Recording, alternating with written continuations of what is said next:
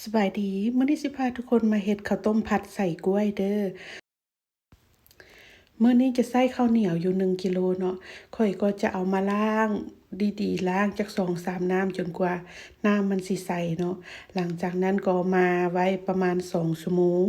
ในขณะที่รอท่าข้าวได้ที่เนาะข้อยก็จะเอาใบตองไปตากแดดแล้วก็เอามาเช็ดทำความสะอาดจะจีกใบตองให้ความกว้างประมาณคืบหนึ่งหรือคืบปลายหน่อยหนึ่งเนาะ แล้วข้อยก็จะเอาข้าวนี้มาใส่ซ้ำที่เป็นรูแบบนี้เนาะเสด็จน้ำปะไว้ หลังจากนั้นก็มาเกี่ยมพัดเข้ากันเลย เทกะทิมะพร้าว500 ml ลงในหม้อใส่เกลือลงไปครึ่งบวงกาแฟน้ำตาล250กรัมถ้าแม่นไผมักหวานกว่านี้สามารถใส่เพิ่มได้เด้อหลังจากนั้นก็คนจนกว่าน้ำตาลมันสิละลายดีเนาะ ในเมื่อเห็นว่าน้ำตาลละลายหมดแล้วก็นำข้าวเหนียวนี้เทลงไปหมดเลย หลังจากนั้นก็พาดไปเนาะใส่ไฟกลางพาดต่อไปจนกว่ากะทิมันสิแห้งหมดพู้นเด้อแล้วก็เม็ดข้าวนี่ก็จะสุกประมาณ70-80%แล้วเนาะเม็ดข้าวก็จะเหนียวๆแล้วก็จะเป็นเม็ดใสๆขึ้นแบบนี้ ถือว่าได้ที่แล้ว หลังจากนั้นก็มาเกี่ยมมะกล้วย อันนี้จะเป็นมะกล้วยน้ำธรรมดาเนาะ ถ้ามันเป็นหน่วยน้อยก็